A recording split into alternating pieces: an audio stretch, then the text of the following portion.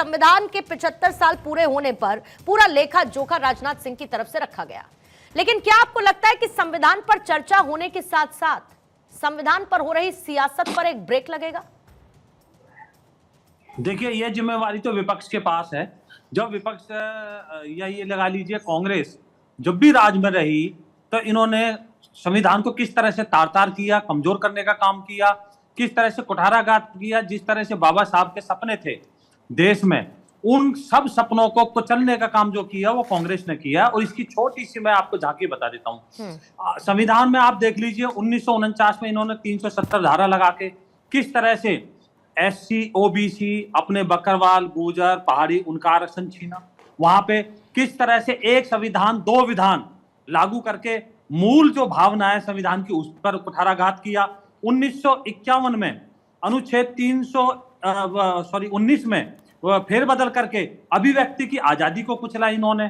किस तरह से 1954 में असीमित अधिकार दिए गए, जो वक्फ बोर्ड बनाया गया उसका कहीं भी संविधान में किसी भी तरह का कोई उल्लेख नहीं है। तो इस तरह से इन्होंने काम किया और किस तरह से 356 का बेजा इस्तेमाल करके इंदिरा गांधी जी ने 51 बार और आपके जवाहरलाल नेहरू जी ने 7 बार, 11 बार आपके नरसिम्हा राव जी ने लगाया। तो इस तरह से टोटल 90 बार के आसपास 356 लगाया गया। जब न्यायालय ने इंदिरा गांधी जी को वहां पे इनका इलेक्शन था उसको निरस्त कर दिया, तो किस तरह से इन्होंने आपातकाल लगाया। जो यहाँ के नागरिक थे उनके मौलिक अधिकारों को छीन लिया गया, प्रेस पे पाबंदी लगा दी गई और जो विपक्ष के नेता थे उनको झूठे केसों में जेल में डाल दिया गया। इस तरह से 2011 में किस तरह से जामिया में अल्पसंख्यक दर्जा देकर मेरे जितने भी एससी, ओबीसी भाई हैं उनका आरक्षण खत्म कर दिया गया। तो ये जो कांग्रेस है ये वो कांग्रेस है। कांग्रेस में आपने देखा होगा कि इतने संशोधन किए कि आज तक किसी पार्टी ने संशोधन नहीं किए। इंदिरा गांधी ने किस तरह से जो मूल संरचना है उसको चेंज किया 70 के दशक में, वो पूरे देश के सामने है। वहां पे किस तरह से एक के बाद एक के बाद एक के बाद, चाहे वो 38वां हो, 39वां हो, 41वां हो, 42वां हो, ये सारे संशोधन किए। किसने किए? इंदिरा गांधी जी ने किए। तो ये इनका चाल चरित्र किस तरह से 1988 में राजीव गांधी जी ने प्रेस पे पाबंदी लगाने की कोशिश की। विजय जी, संविधान संशोधन और संविधान बदलना ये दो बहुत अलग अलग बातें हैं। आज तो कहा ना प्रियंका गांधी ने, जब वो राजनाथ सिंह की चर्चा के दौरान जवाब दे रही थी तो उन्होंने कहा कि जो पहले हो गया वो भूल जाइए ना, आज की बात करते हैं कि आज क्या चल रहा है। तो क्या हम आज संविधान का आज का पर्सपेक्टिव क्या है, किस तरीके से उसको लागू किया जा रहा है, या किसी तरीके की बायसनेस है? क्या वाकई में वो बराबरी का अधिकार है? क्या हर एक वर्ग को शक्ति मिल रही है उस संविधान से? कह तो रही है कि कांग्रेस इस पर चर्चा कर लीजिए ना। पूर्णिमा जी, उस पर भी चर्चा हो रही है। कौन भाग रहा है चर्चा से? चर्चा से ये भाग रहे हैं। भाई आप मुझे बताइए 370 के विरोध में कौन है ये और इनके सहयोगी? वो 370 हटने से क्या है बताइए आप मुझे। एक देश एक संविधान दो विधान कहां चलेगा? वहां पे 2 झंडे लगते थे, 6 साल में इलेक्शन होता था। क्या गलत नहीं था? क्या वहां एससी ओबीसी को जो आरक्षण नहीं मिलता था वो गलत नहीं था? क्या गलत था उसमें? तो हम तो ठीक करने का काम कर रहे हैं। ठीक है। तो इसी तरह से सारे जो काम है, अब संविधान में ये बताइए मुझे, न्यायालय के ऊपर 1 मिनट में उंगली उठाते हैं। अभी पूर्व चीफ जस्टिस है उसके ऊपर इन्होंने उंगली उठा दी। इनके द्वारा महाभियोग लाए गए। जो कर्नाटक के चीफ जस्टिस थे रे साहब, उनके खिलाफ ये महाभियोग लाए, 75 सांसदों के साइन करा दिए। उसके अलावा इन्होंने एक और अपने जस्टिस थे उनके खिलाफ महाभियोग लाए। तो ये कौन सा है इनका? अब आज ये बातें कर रहे हैं, सोनिया गांधी एनएससी की वो थी, उनके पास 300 से ज्यादा फाइलें पहुंची थी। कौन है सोनिया गांधी? किस हैसियत में साइन करने के लिए जाती थी? बताइए ना आप मुझे। 2014 की, 12 की, 13 की बातें हैं ये। प्रियंका जी, तो क्या विपक्ष ने, क्या कांग्रेस ने संविधान से ऊपर हर बार सत्ता को चुना है? क्योंकि जो सत्ता पक्ष है वो तो इस बात का आरोप लगाता रहा और आप इस बात का नैरेटिव लेकर न सिर्फ लोकसभा चुनावों के दौरान बल्कि उसके बाद भी चलते रहे कि ये सरकार आएगी तो संविधान बदल देगी। लेकिन ये सरकार 3 बार आ गई, तीसरा अपना ये टर्म चला रही है, लेकिन संविधान बदलने जैसी कोई दिशा या दशा नजर नहीं आई है। क्या आपको लगता है कि विपक्ष ने सियासत का एक मोहरा संविधान को बनाने की कोशिश की, अपनी जेब में उसको रखते हुए? पूर्णिमा जी, सबसे पहले तो मैं आज जो वीर शहीद हैं, जो संसद पर हमला हुआ था उसमें जो शहीद हुए थे, उनको श्रद्धांजलि अर्पित करती हूँ, उसके साथ में उनको नमन भी करती हूँ। आज अगर बात हम संविधान की करेंगे तो मैं याद दिलाना चाहूंगी 1934 जब पहली बार भारतीय राष्ट्रीय कांग्रेस ने संविधान की मांग की थी और हिंदुस्तान के संविधान की मांग की थी, और उसी के बाद इसकी मांग आगे चलकर पूर्ण स्वराज में बदली।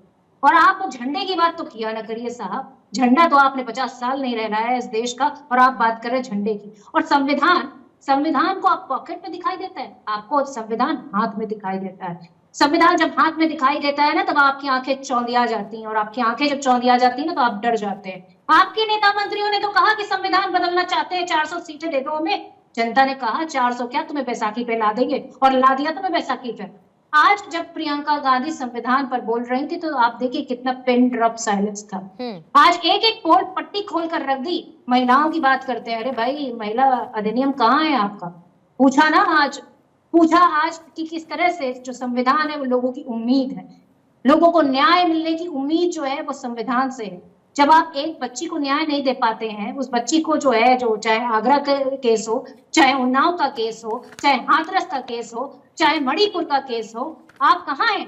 आप कौन से संविधान की बात करते हैं? इस देश में अगर एक संविधान है तो आप उस पर लागू करिए ना। इस देश के लोगों को धर्म के नाम पर आप बांट रहे और बात कर रहे हैं यहाँ बैठकर संविधान पे चर्चा करेंगे। आप क्या चर्चा करेंगे?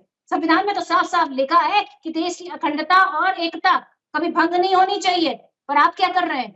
आप धर्म के नाम पर लोगों को लड़ा रहे हैं। आप वो नफरत का बीज बो रहे हैं जिस नफरत से इस देश का भला नहीं हुआ, आज तक नहीं हुआ, तो अब क्या होगा? और आप बात करिए ना, कि आप बात करते हैं तो बात करते हैं किसकी? आज प्रियंका गांधी ने आपकी पोल खोल कर रख दी। उन्होंने बोला कि किस तरह से जब आपसे बात करते हैं जातिगत जनगणना की, तो आप कहते हैं मंगलसूत्र ले जाएंगे आपका, भैंस खोल ले जाएंगे आपकी, कमरे ले जाएंगे आप। नहीं, लेकिन फिर प्रियंका जी ये डबल स्टैंडर्ड क्यों है? अगर संविधान को लेकर इतना ही आपके मन में या कांग्रेस के मन में हमेशा से संविधान की मूल भावना का विचार रहा है, हमेशा से इतना सम्मान रहा है, तो फिर क्यों जब इमरजेंसी की बात की जाती है या फिर ऐसे समय पर जब सिर्फ सत्ता को और कुर्सी को बचाने के लिए संविधान की मूल भावना को तार-तार कर दिया गया, तो उस बात तो कांग्रेस को वो बिल्कुल भी अच्छी नहीं लगती जब जब सरकार उसकी बात करती है? तो पूर्णिमा जी उस पर भी सफाई दे चुकी है, हमारे नेता ने खुद संसद भवन में बोला। हाँ। पर मैं पूछना चाहती हूँ, आज प्रेस की स्वतंत्रता कहाँ है? 180 देशों में हम कहाँ हैं? 161 पे है ना। आप बता दीजिए कि संविधान को जो मजबूत करता है वो हमारा लोकतंत्र मजबूत करता है, हमारी प्रेस की स्वतंत्रता है वो मजबूत करती है। आप ईडी, सीबीआई जो संवैधानिक संस्थाएं उनका इस्तेमाल कहाँ करते हैं? आज आपने किस तरह से लोगों को दबा रखा है। आप विपक्ष की बात करते हैं, आपने विपक्ष की सरकारें तोड़ी हैं, और सरकारें किसके दम पे तोड़ी है? धन और बल के दम पे तोड़ी है। आपने जिस तरह से संवैधानिक संस्थाओं का दुरुपयोग किया है वो किसी से छपा नहीं है। और आप बताइए, क्या वॉशिंग मशीन की बात करेंगे तो हम क्या भूल जाएंगे? किस तरह से आप विजय जी जल्दी से जवाब देना को स्वच्छ करके साफ कर दे रहे हैं, और उसके बाद बैठ के आप यहाँ पर पच दे रहे हैं। ठीक है, जल्दी से विजय जी करके दिखाइए ना, आपके अंदर हिम्मत है। आप भेजिए जेल में जो भ्रष्टाचारी है, उनको धुलकर अपनी वॉशिंग मशीन में अपनी पार्टी में शामिल कर लेते हैं, उसके बाद यहाँ प्रवचन देते हैं बैठ के। ठीक है, विजय जी से जवाब ले लेती हूँ। विजय जी, आपने कभी संविधान को कुछ समझा ही नहीं। देखिए, आपको तो पॉकेट में दिखता है ना, आपको हाथ में नहीं दिखता संविधान। जवाब ले लीजिए प्रियंका जी, प्रियंका जी जवाब ले लीजिए, जवाब ले लीजिए जी। अब मैं 10 सेकंड में इनकी बातों का जवाब देता हूँ। इन्होंने मेरी एक बात का जवाब नहीं दिया, सिर्फ इधर उधर की बातें की है। तथ्य के आधार पर इन्होंने कोई बात नहीं की। मैं बताता हूँ, महिलाओं को आरक्षण देने का काम कौन कर रहे हैं? हमने संसद में बिल पारित कराया ना 30% का।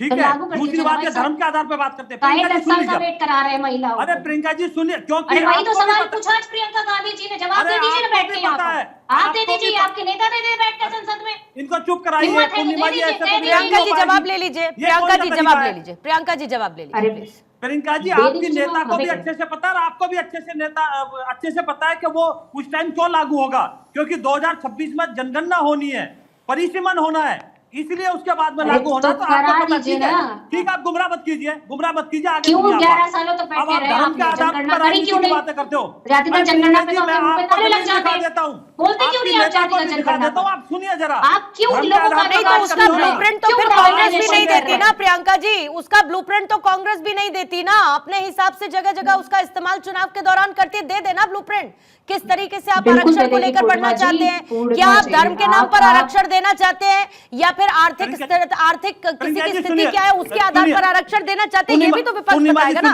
कि सिर्फ बातें करेगा। अब दूसरी बात पे मैं आता हूँ, तथ्य के आधार पे बात करूंगा। ये धर्म के आधार बात करते हैं। आंध्र प्रदेश पे धर्म के आधार पे किसने कोशिश की थी आरक्षण देने की, जो माननीय न्यायालय ने 20 सेकंड में खत्म करेंगे। एक बार सुनिए, मनमोहन सिंह जी संसाधनों पे हक किसका बताते हैं? मुसलमानों का। आप अरे मुझे मनमोहन बताइए। जी ने अरे जो कर सुनिए, दिया इस देश प्रियंका के जी, लिए, सुन आप लीजिए, जवाब ले लीजिए। सात सुनिए, जन्म में नहीं कर पाएंगे। अरे सात आप अपने जन्म में लिख के मैनिफेस्टो रख पढ़िए लीजिए आप। जाके। सिर्फ आप बातें मैनिफेस्टो करना पढ़िए, तो बहुत पेज नंबर आसान है ना। 24 के। पूर्णिमा जी ने इस तरह से डिबेट नहीं हो पाएगी। पेज नंबर 24 के पैरा नंबर क्या 5 डिबेट में नहीं हो देखिए, पाएगी? आपको पता है हाई कोर्ट सुप्रीम कोर्ट करना ही नहीं चाह रहे हैं। वहां जजीज, तो आप क्या कहते हो हम वहां अल्पसंख्यकों को वहां लगाएंगे? तो इसका मतलब आप धर्म के आधार पर अरे लगाओगे? भाई, ये आपका अरे भाई मुखौटा आप है। ये बता प्रियंका दीजिए, जी, आप ये प्रियंका बता जी, दीजिए, आरक्षण प्रियंका आप- जी, आप मैं इस प्रियंका देश जी में मैं बार बार प्राइवेटाइजेशन आपसे के रिक्वेस्ट आरक्षण कर रही हूँ, क्यों खा मैम रहे हैं? जवाब आप ले ये लीजिए, जवाब ले लीजिए, फिर उसके बाद अपना जी। काउंटर रख दीजिए ना, कोई दिक्कत थोड़ी है उसमें। जी, सुन जी, तो लीजिए जी, पहले। जी, जी। तो आप मुझे बताइए, महिलाओं के लिए आप ढकोसले करते हो। नैना साहनी कांड सबसे पहले जो तंदूर कांड हुआ था, जिसको साहब गड़े तंदूर कांड मुर्दे के नाम उखाड़ने से जानते हैं। देखिए विजय जी, किसी को टुकड़े कुछ नहीं टुकड़े किए मिलेगा। थे। वो गड़े किसने- मुर्दे उखाड़ने ब्रजभूषण से शरण किसी को सिंह कुछ नहीं यादव। मिलेगा। अब आप वो भी बात बोल करते रहे रहे हैं, कि मैं किस बोल नेता रही ने क्या कहा, संविधान बदल देंगे, ये कर देंगे, 400 सीटें ला दीजिए, उसका भी कोई तो फायदा इन्होंने नहीं है मोदी क्योंकि जी को आपकी नहीं सुना। सरकार बन चुकी है। अब आप इन्होंने नैना ये साहनी कुछ से लेके भी कोई भी प्रधानमंत्री उठा को नहीं लीजिए, सुना हमारे को। कोई फायदा नहीं है ना हमारे सर गड़े मुर्दे मोदी जी को उखाड़ने नहीं का। सुना। लेकिन उन्होंने कुल कहा मिलाकर बाबा साहब भी नीचे आ जाएंगे संविधान तो की मूल संविधान भावना नहीं को चेंज हो सकता। देश मजबूती संविधान को कैसे कहीं हाथ देगा, नहीं लगा सबको सकता। एक साथ कैसे जोड़ेगा, चर्चा इस पर प्रोग्रेसिव तौर पर करनी चाहिए ना।